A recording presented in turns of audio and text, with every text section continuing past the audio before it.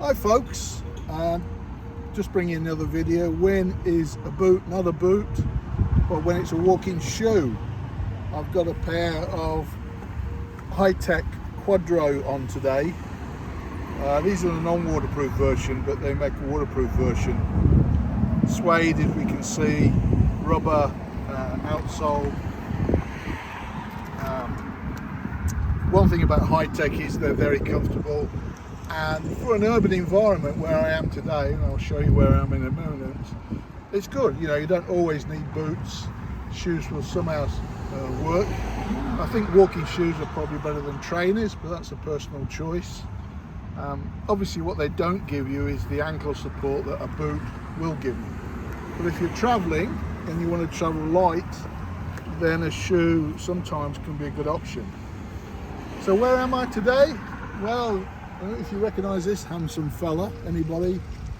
But that's Marshall White Earp. I'm in Dodge City, Kansas. White Earp, of course, was famous with his brothers for the fight at the Tombstone, the OK Corral, the gunfight. But before then, he was Deputy Marshal in Dodge City, and I think before that in Wichita. And he was here with Bat Masterson and Doc Holliday, and Stuart Lake wrote a famous book about him, which I think he mixed a bit of fact and fiction together. One of the things he put in that book was White had a special gun, which we're looking at here, an extra long barrel Colt, longer than the normal size, which was about 7 inches. I think this is supposed to represent like 12 inches. Because he said that Ned Budline, who was a dime novelist, presented White and some others with these special guns. I think now there's some question marks about that, but it's as always, it makes a good story. Why the long barrel? Well, one of the favourite techniques to control a rowdy cowboy was to hit them over the temple with the barrel of your gun, laying them out rather than shooting them. So that's the story there, which I think was called being buffaloed, basically. So as we pan round, we can see where now approximately the site was a front street. Yesterday I was in the Boot Hill Museum, if you watch that video, which was great.